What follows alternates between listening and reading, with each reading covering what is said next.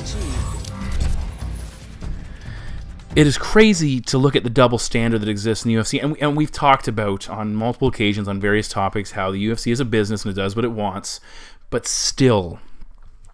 For example, you have Germaine de Randamie refusing to fight Cyborg Santos, and the UFC rightfully strips her of the title. I think that's a legitimate move. Yes, she's had her issues. She's been cleared. She's legal to fight. They need to set that fight up against Cyborg. Germaine says no. They strip her of the title. I'm cool with that. Then you've got Conor McGregor, though. Wins the featherweight title, doesn't defend it, opts to go to lightweight. Okay, I get that. That's fine. Goes to lightweight division, wins the title, doesn't defend it. And now they did take the featherweight title away from him. And now here he is sitting with the lightweight title. That division is on hold as well. And it's one of those situations where it's like, okay, well, why isn't he stripped of the title? I know the UFC is trying to be like, okay, it's our champion against the boxing champion, but still, the lightweight division is an exciting, fun division. You got guys beating each other up and taking each other out of contention, and no one knows the path to get a shot at the title, or to win an interim title, at least. That situation makes me angry. And then on top of that, you've got Demetrious Mighty Mouse Johnson, the most active and most successful champion, soon to be the most successful champion of all time, and yet he doesn't get any treatment whatsoever. He gets good treatment. He's not getting paid properly. He gets no respect. You get Dana White goes on there and talks about him being the pound for pound champion, and then he comes back later and says, no, he's not. I never said that. He's not the pound for pound champion. And it's just like one of these situations where it's like, what the hell, guys? One guy fights too much. One guy doesn't fight enough. One girl refuses to fight, and yet everyone's getting different treatment. You know what I'm saying? It's frustrating as a fan. I want to see some consistency. I want to see if you're a champ and every time you defend that belt, your income goes up. And you know what that'll do? That'll give them incentive to fight and defend that belt. If Demetrious Johnson knows every time he steps inside that cage and is successful, his next fight purse doubles, obviously to a certain extent, but still, it increases. Holy shit, he's going to want to fight 3-4 times a year. Conor McGregor, I know he's getting massive money to go box, but still, if he knows if he gets in there and defends his title belt again and his massive income increases significantly more based on the contract, that's going to be huge. But it's frustrating. Rant over. There we go. Welcome back to Kamikaze Overdrive MMA Predictions. As always, I am your host, Scott Johnson, and on this episode of the show, we are breaking in the upcoming UFC Fight Night 112 event, which will take place in Oklahoma City, Oklahoma on June 25th, which is a Sunday. Keep that in mind. It's not your traditional Saturday. We have the Bellator pay-per-view, which I had really hoped to be breaking down, but it's just the timeline is so crunched. I just don't have the opportunity to do that, and I don't give picks or predictions without doing proper research. But I'll give you my 6 main card predictions for this UFC card. All of my preliminary picks will be available at kamikazeoverdrive.net, and I will tell you straight up, I have... obviously when I look at a card and I look at a fight, I have a initial lean based on all the research I've done already and all the work I've put in. I looked at a lot of these fights in this card and went, holy shit, I don't know who I initially picking. I've got to do a lot of tape, and I watched tape on some of these fights, and it still took me a while to come to a conclusion as to who I was picking. And even when I came to that conclusion, I'm like, gosh, is this really the direction I want to go? So I'm going to straight up tell you this is a very difficult card to handicap, at least the main card is. And that's why it's taking me so long to get it ready to go. So it's worth noting. Coming off a pretty good event, UFC Fight Night 111. I went 9-3. That's okay. Only one of my underdogs picked cashed. Arlovsky was looking good after the second round, but unfortunately he didn't come through. Kim just couldn't get it going in his fight against Colby Covington. Either way, it was an okay night, and my bet packs actually, both of them cashed, which was it was pretty cool. They cashed with profits. That's a nice streak breaker there. I had a lot of success with prop bets, and you can certainly buy those for $15 for this event, or there will be an available... I hadn't set the price yet to get in on the next summertime bet pack package, so certainly check that out. That's a long intro for me, enough rambling. We've got 6 big fights to break down, so let's get to that first one. The first fight of the night takes place in the UFC's featherweight division as former lightweight and welterweight champion, the prodigy BJ Penn returns to action, currently carrying a record of 16 wins, 11 losses, and 2 draws. He takes on Dennis Siver with a current record of 22 wins, 11 defeats, and 1 no contest. Now, this fight was originally the one that was set to be BJ's return fight, not the Yair Rodriguez fight. This one made a lot more sense, a lot more appropriate considering where both men are in their careers. So we're at least getting it now, and I'd like to see that. You see a lot of aging veterans have to face top guys, and they go out in their shield, but they ultimately go out. I want to see some of those guys get an opportunity to fight some lower-level guys, or at least guys that are more appropriately matched up. So both men are aging. We've seen that BJ turns 39 in December. Siver turned 38 this past January, so that's worth noting. BJ has lost 4 in a row dating back to a draw with John Fitch at UFC 127. His last win coming against Matt Hughes, who I forgot to mention in the intro, is currently fighting for his life, and I wish him all the best and his family, certainly thinking about them as well. That last win that BJ scored over Matt Hughes, November 20th, 2010, he is 1-6-1 in his last 8 appearances. Now, Siver has lost back-to-back bouts. You look at the guys he's lost to. Tetsuya Kawajiri in a heck of a scrap. And, of course, Conor McGregor, the aforementioned Conor McGregor. He had won 4 of 5 prior to that and hasn't fought, though, in almost exactly 2 years coming into this bout. Physically, Penn is 3 inches taller. They have the same reach. As I said, Penn is slightly older. He did fight in January, so Penn has been the more active man as far as when the last time both men stepped in the cage. But there's still, he hasn't been overly active overall. There's a lot of questions as to whether why he came back initially to face Rodriguez, and others saying why is he coming back again after that performance. I think he wants to fight, and we'll see how he holds up here. Now, looking at Siver first, he is a black belt in Taekwondo, a BJJ purple belt, a judo green belt. He also has a background in wrestling and kickboxing. He's a kickboxing champion.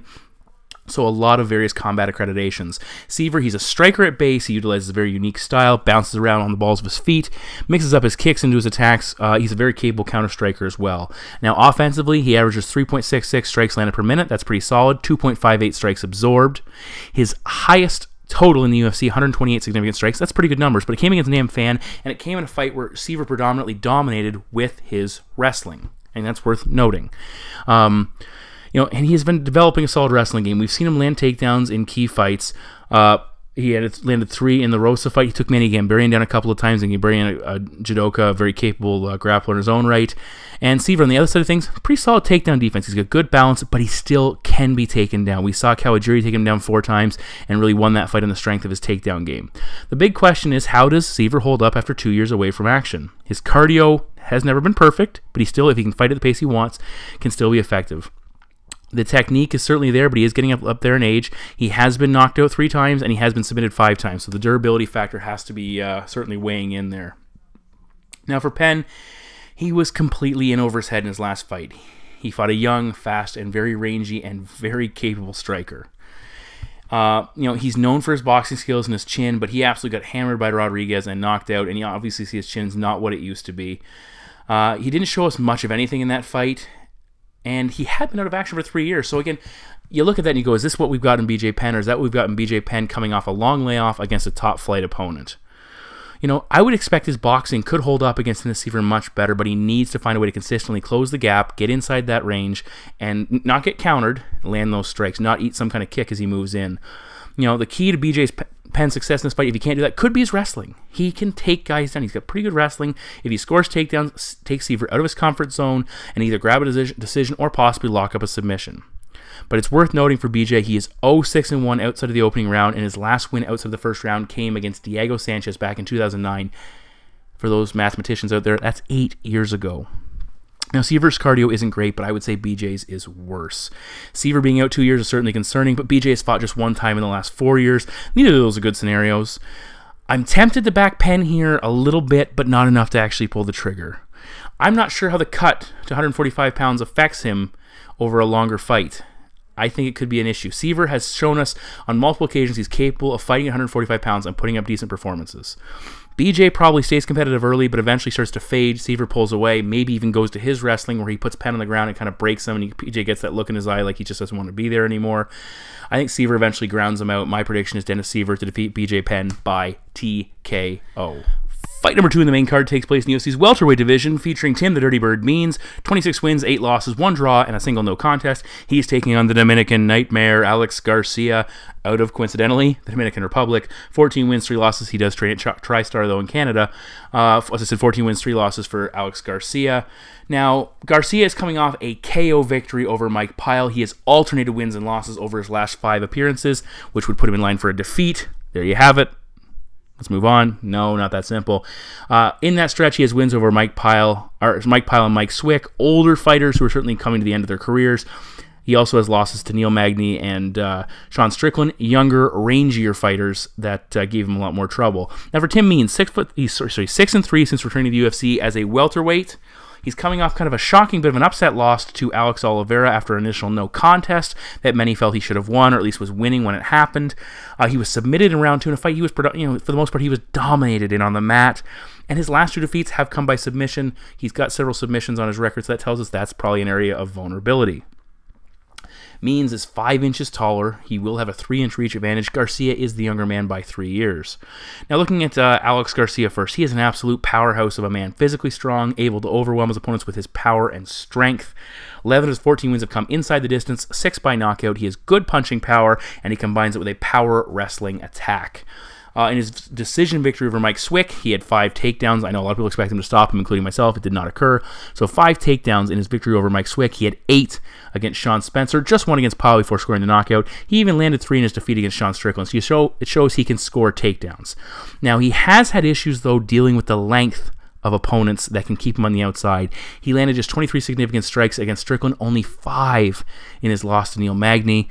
And his cardio has played a major role in those defeats. He starts to slow down as the fight advances. That's worth noting first off. As the fight starts to progress, he starts to have a drop-off in performance. His wrestling becomes far less effective, and even if he does score takedowns, he struggles to hold his opponent on the mat.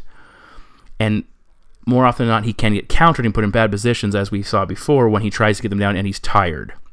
Now, Tim Means has had major issues giving up takedowns at times, and that certainly came into play in his most recent loss. He gave up 6 takedowns to Oliveira prior to getting submitted. He had given up 7 over the previous 4 fights. So takedowns are there to be had by fighters who look for it. Means, overall, though, 59% takedown defense, not amazing, certainly not terrible.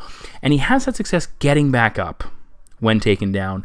Not so much against Oliveira. He has been submitted, as I mentioned, 4 times.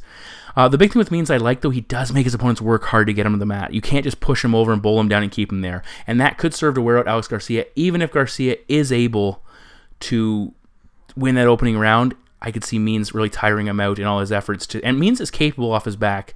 Not quite as good as the UFC would like to make him out to be, but still very capable of setting up submissions. On the feet, though, Means is a much more diverse striker. He's got that nasty Muay Thai attack, good kicking arsenal, elbows, knees. He'll work his combinations in very effectively. He has 18 wins by knockout. He's only been knocked out once, and it came via injury, but we have seen him dropped on a couple of occasions, which certainly can change the complexion of a fight. And, Garcia has the type of power that if he connects, he could have you in a lot of trouble. Now, the other thing with Means, he does some of his best work, as I mentioned, in the clinch, and that's an area that Garcia likes to grab a lot of his takedowns. With Garcia being the shorter man, he could use that to change levels and put his opponent on the ground. Certainly a possibility. But I would hazard a guess that Means is going to have some success doing damage when Garcia closes that distance.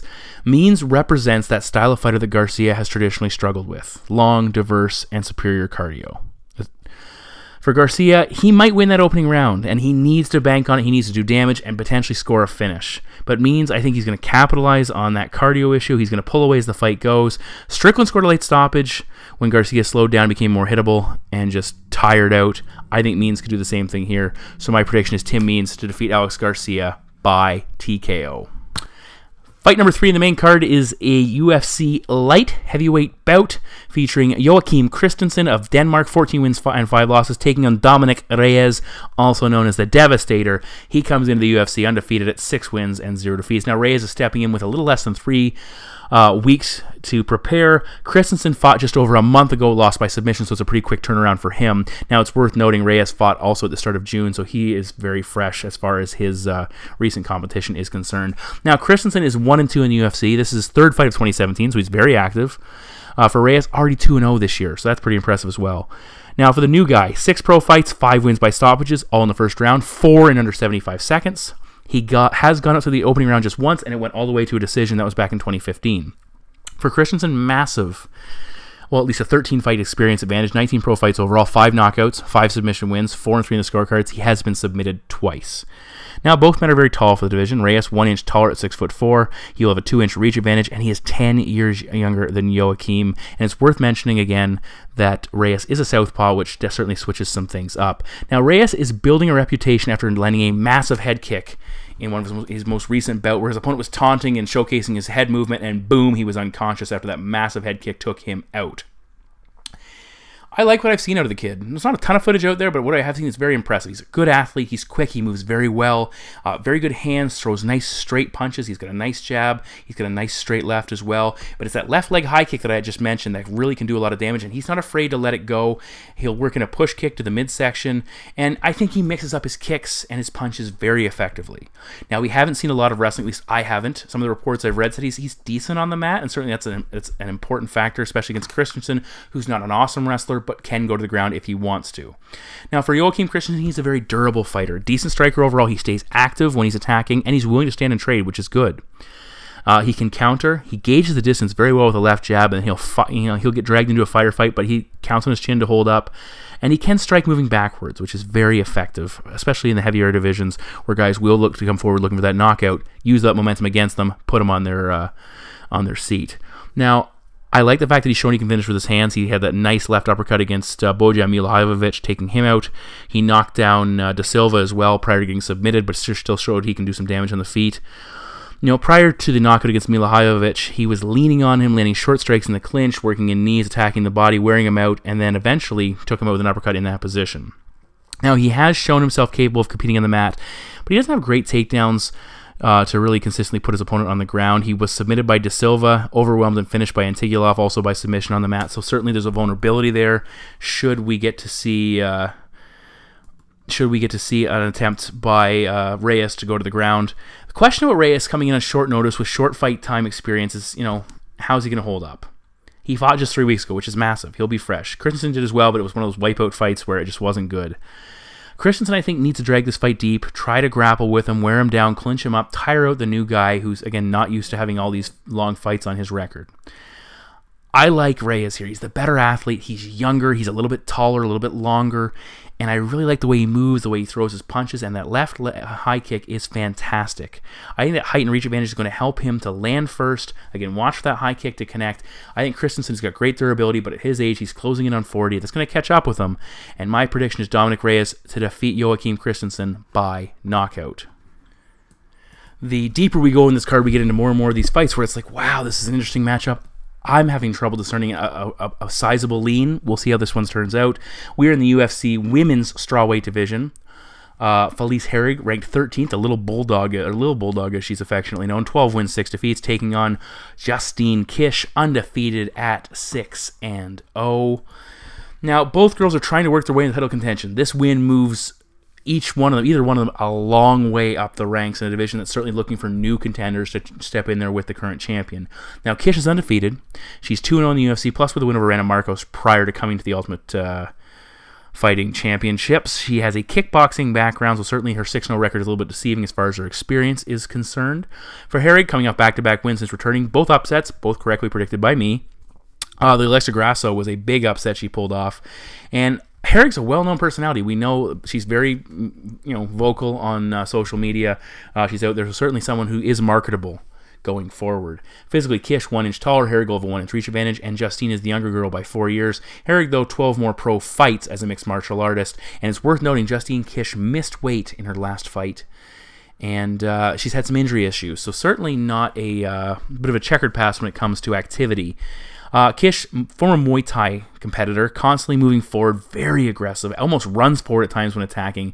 She seemed a little bit more relaxed in her second fight, but certainly we saw some of her tendencies from her first fight return at times. Defense is a major issue for Justine. She is too offensively focused, which makes her hard to deal with. She overwhelms her opponents with that offensive attack, but still it opens her up to taking damage, and against a veteran fighter, that can be some issues. Look for her switch stances. She has a nice left jab. She'll throw a hard body kick. She'll work in those low kicks as well. She throws that good push kick to the body, and at times she'll spam kicks. I kept saying kick, kick, kick, and that's how she fights. At times she'll throw, boom, kick after kick after kick. She averages just over 4 strikes landed per minute, which is pretty decent. And look for her to use that tie clinch. She'll use her strength to kind of bully her opponents around, move them around, and land elbows and knees from that position. Now, in her fight against Ashley Yoder, she tried to power her way out of bad spots, and that was certainly concerning. She kept pushing forward, and it's one of those situations where if Yoder got a good spot, Kish just kept working and working and trying to push to get out of that bad spot. When they got taken down on the ground, she kept rolling, eventually got to a position that worked for her. She never rests. She's hard to control as a result. we saw times where she went for submissions. She did have a couple submissions on her record. She spent some time on her back in that fight, and she lost some key scrambles when she did go for submissions and did not get them. But again, it's that offense over defense focus. Now, for Felice, she has a nice double leg takedown. Doesn't use it very often. We saw it against Alexa Grasso, countered that forward aggression and landed it, put her on the back. She landed a key takedown in a very close fight, or at least it seemed to be a close fight. She couldn't hold top position for too long, but still, it was just a point picked up that was crucial. When she took on Kylan Curran, she took her down early in that fight when she was being pressured, worked herself to the back, and actually a nice way of baiting her. Kylan gave up her back, Felice took it, and set up the rear naked choke for the finish. Herrig's pretty decent in the clinch. She can work on the mat as well. We saw Paige VanZant have some success eventually overwhelming her and outworking her, but again, it was pretty impressive early on what Felice was able to pull off. Felice also comes from a striking background. She has a nice front kick. She'll throw some jabs. She needs to let her hands go. She was doing a better job in her last fight. Not a high-volume striker. Again, looks to pick her spots, but when she puts her combinations together, that's when she is at her best. It's also, against Grasso, she was pressuring her early, and I think she benefited a little bit from Alexa's unwillingness to let her hands go. And ultimately, she still lost the striking battle 80-50. That's a big number in a fight that she won. That's 30 significant strike difference. The biggest concern in this fight, though, for Kish at least, is that Herrig is either able to take her down or capitalize on an opportunity to take her down, or on an opportunity to hit the ground and get the better position and not give it up. Take that back mount and grind and control the entire round, look for submissions, and score significant points. Kish needs to keep moving forward, constantly push, use that power and activity to win the exchanges and wear Felice down. As I said, Paige VanZant broke her, but I think Herrig's in a much better place mentally. Grasso had some success when she was defending the attacks as well. I think it's going to be a very close fight. But I think what we're going to see is Herrig build on some of those things, because both Nina Anasaroff and Ashley Yoder had very close fights with Justine Kish, and they had a lot of success on the ground. I think we're going to see Herrig have something similar here. Get some, lock in a body triangle from back, but maybe not get the sub, but win the rounds as a result, and put Kish in some positions. I don't like to see fighters who are just reckless defensively and give up position to try and make things happen, because as you move up the ladder, as you face more experienced competition, that eventually will come back to catch you. And I think we're going to see Herrig have a lot of success on the ground. She might get a submission. She's got some pretty good subs, but my prediction is Felice Herrig to defeat Justine Kish by decision. In the co-main event of the evening, we're in the UFC's middleweight division as Tim the Barbarian Boetsch, 20 wins and 11 defeats, takes on former welterweight champion Big Rig Johny Hendricks, 18-6-0 for the Big Rig. Now, Boetsch is coming off a rough loss to Ronaldo Souza, ended a 2-fight winning streak that got him back on track. Hendricks snapped a 4-fight losing streak of his own in his last appearance. It was his middleweight debut, defeating Hector Lombard, someone that Tim Boetsch also fought and defeated in a very close fight. Now, Lombard is worth noting is a very smallish middleweight, also took a run at fighting at welterweight. He's 40, he's certainly getting past it now. And the question is, how will Hendricks do against a much bigger middleweight, a guy who actually fought at 205 pounds? That's big. Tim Boetsch, not surprisingly, 3 inches taller than Hendricks, so a 5-inch reach advantage. Now, Hendricks is 2 years younger than Boetsch. It's worth noting both guys are coming from wrestling backgrounds. Boetsch traditionally has had issues with ground-based fighters who look to take him down. Now, Hendricks moved very well at 185 pounds. Feels better. He's said he was contemplating retirement initially, but now he's saying he's really enjoying his time training again now that he's not having to cut. He's not nearly as miserable. And I thought he was opening up later in that fight against Lombard later in the second half of the matchup where he traditionally starts to slow down. I love the way he pumps that left out. He judges distance with it, keeps active. He's got a good left hand overall, and he'll angle off and then he'll crack his opponent with a right as he's moving away. Now, he didn't really rock Lombard with anything significant. Hasn't scored a KO in a while, but he so we don't really know how that power is going to hold up against bigger men at 185 pounds. But still, his volume is essential to his success. Nice inside leg kick. He'll fire a stepping knee, which again, against a taller man, can be difficult to land. But again, if he clinches up, look for him to try and pull Boetsch's head down and land that knee on the break. He's a much higher volume striker than we would anticipate. And that was his key to success in his last fight, just chipping away his opponent and just outworking them and being the more active and effective striker. Now, there were minimal wrestling exchanges in that matchup. He has shown he can land a lot of takedowns when he needs to win matchups. It puts pressure on his cardio. It also puts pressure on his opponent's cardio. He's good defensively. which takes away one of Tim Boetsch's weapons of taking guys down and pounding them out. Now, Boetsch, he has fantastic power. He's really capable of knocking a lot of guys out. Prior to finishing the Talon and Joachim, may he rest in peace, he hurt Talis Leitas on a couple of occasions, but he did get knocked out by Ed Herman and by Dan Henderson, two guys that have had major issues. Henderson's known for his power if he hits guys. Herman not known for his power. I think it was his first knockout in 6 years, so certainly that raises some issues with Tim Boetsch's chin. As far as technique is concerned, look for Boetsch to pop out a quick left and then throw a step-in right hook. He comes a little wide with the strikes, so it gives Hendricks a chance to come down the middle and counter. He dropped in the towel with the right hand. Lots of forward pressure in that fight. Had a lot of success walking him down. If that's the case, look for Hendricks to try and change levels and take him down. Boetsch can work well in the clinch, do a lot of damage, land some hard uppercuts, and put guys away. We all know about his comeback victories. He throws a nice teep down the middle. He'll attack the body. He'll go a little bit higher with it as well. Throw some inside leg kicks. Likes to back his opponent up with those techniques, especially that teep kick. Boetsch can score takedowns. Work from top position, but again, he's going to have trouble taking Hendricks down, so it's really not going to be a factor in this fight unless a mistake is making or Hendricks gets tired. Now, for Tim Boetsch, he lands 2.85 strikes per minute, but he gives up 2.85 strikes landed per minute versus 2.8 strikes absorbed per minute. He has 5-3 decisions, with 2 of those 5 victories coming by split decision. His style, not fantastic for winning long fights. Hendricks is going to be tested by the size of Boetsch. We saw him struggle a little bit at times with the reach, but I think Boetsch can be bullied around in the clinch a little bit by Hendricks. That lower center of gravity is going to work on him.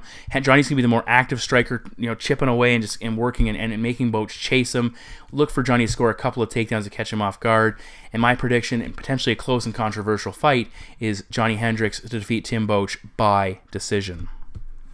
Our final fight of the night, the main event of the evening, is going to be a fantastic matchup, and it will feature 2 lightweights on the rise as the 7th-ranked Michael Chiesa, 14 wins and 2 defeats, takes on the 12th-ranked Kevin Lee, 15 wins and 2 losses for Lee. Now, so this is a huge fight for 2 guys looking to take their shot at the upper ranks of the division. Chiesa has won 3 in a row and 5 of 6. His only loss in that span, a doctor stoppage due to cut against Joe Lozon. Lee has won 4 in a row and 8 of 9. His only loss, a TKO loss to Leonardo Santos in a bit of an upset that no one saw coming.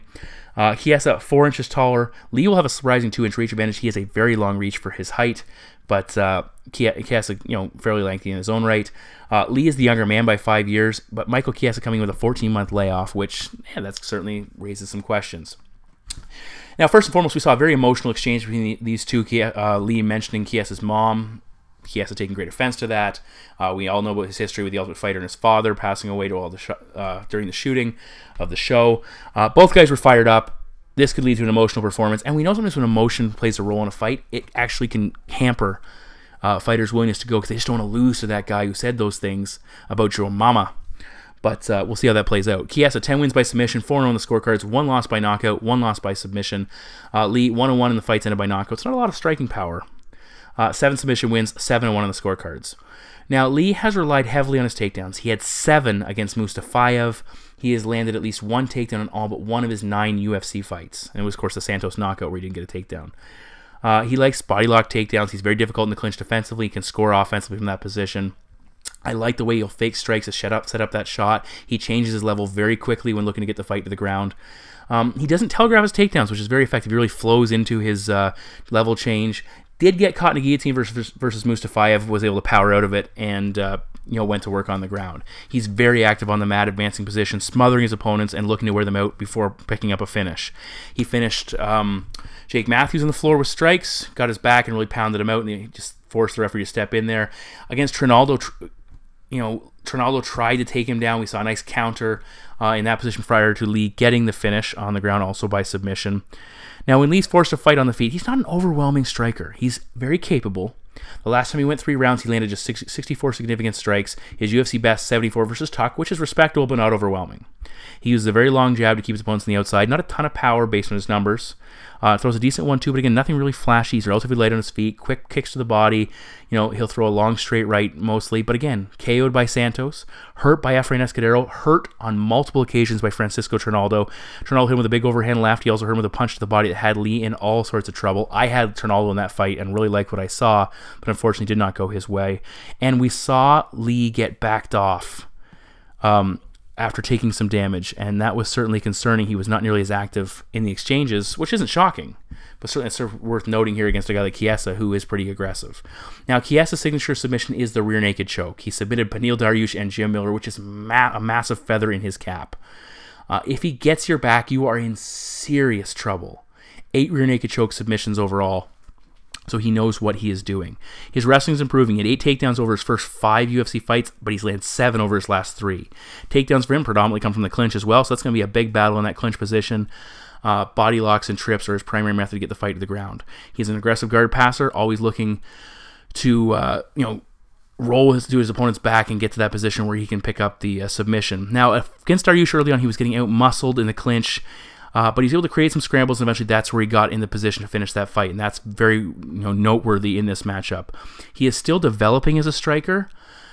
He's got a decent left cross. He'll work in a left jab as well. He attacks in the clinch with knees and elbows because he is so lanky, which is fantastic for a guy taking on a guy like Lee who likes to work in that position, is a little bit shorter. Again, when he fought Dariush, he was getting tagged and he was struggling to move into range to land those takedowns and score those takedowns. But again, we've seen flashes of brilliance or at least effectiveness on the feet. He dropped Jorge Masvidal, and he has the type of power to catch his opponent in an exchange. And that's something Lee with a chin, that's a bit of a question mark. I think he can do some damage. I think this is a tough fight to call. Absolutely tough fight to predict. The cardio edge absolutely favors Chiesa. I think Lee likes to slow down, especially in grappling-based fights. I like Chiesa's aggression on the feet against Lee's questionable chin, and the fact that Lee can be backed off when that situation presents itself. Look for Chiesa to either get the fight to the mat with a knockdown or a takedown at some point. Takedown/scramble. Chiesa's going to get in a good position at some point, and my prediction is Michael Chiesa to defeat Kevin Lee by submission. So those are my 6 main card predictions for UFC Fight Night 112. I know it was a long and lengthy list. Those are some great fights. I could easily go 0-6 and not be surprised on this card. I could go 6-0. These were some difficult matchups to predict. There is no denying this is a great card as far as the matchmaking and the stylistic matchups we're seeing. I'm really excited and looking forward to that. As always, you can pick up my bet packs if you're interested in getting that. I encourage you to follow me on Twitter, follow me on Facebook, contact me when you need any support or help or just any questions you have asked. And also, along with the situation with Matt Hughes, which is incredibly unfortunate, was the Tim Hag scenario. That's very scary, and my thoughts certainly go out to his family.